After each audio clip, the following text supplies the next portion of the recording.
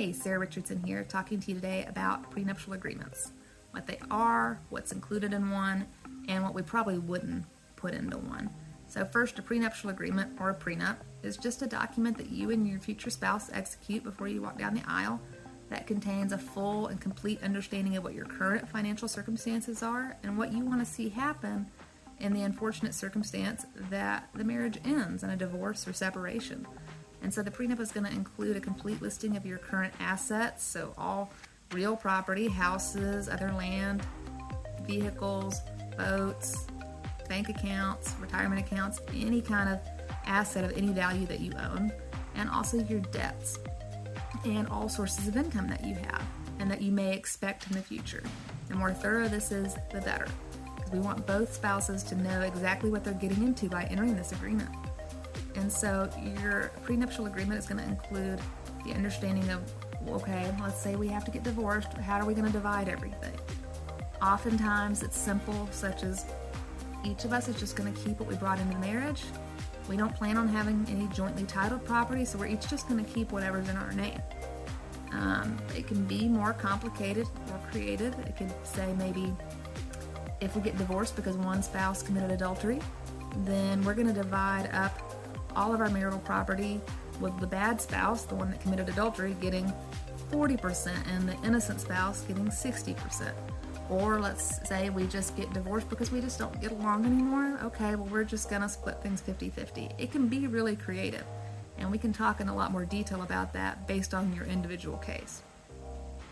The prenup is also going to include what you want to do with respect to alimony, how we're going to divide vehicles,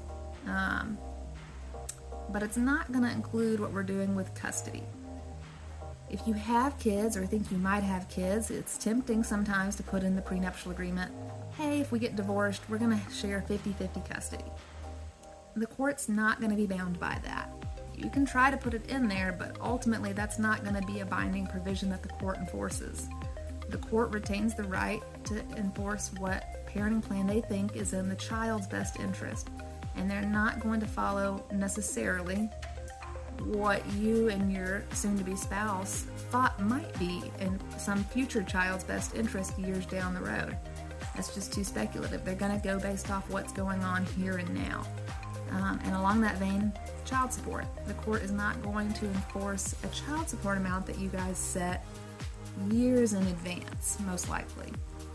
The courts go by the Georgia Child Support Guidelines when they're figuring out what child support amount is what is the child's best interest.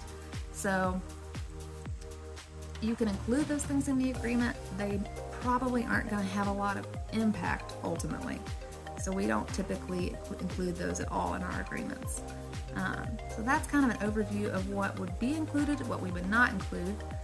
And so finally, who would we recommend a prenuptial agreement for?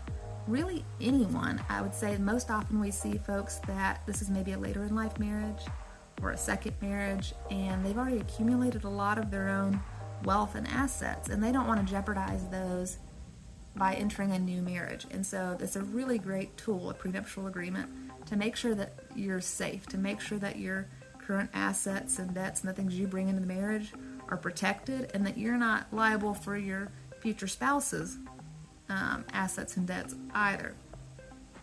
We also see younger couples that don't have a lot of assets yet entering these because it creates good sort of rules of the road, good fences make good neighbors for these younger couples that don't have anything at this point, and it gives them a real sense of clarity and understanding of, as we move through this marriage, this is how we're going to accumulate wealth and assets, hopefully, and this is how we're going to divide them should things take a turn and we're not able to stay married.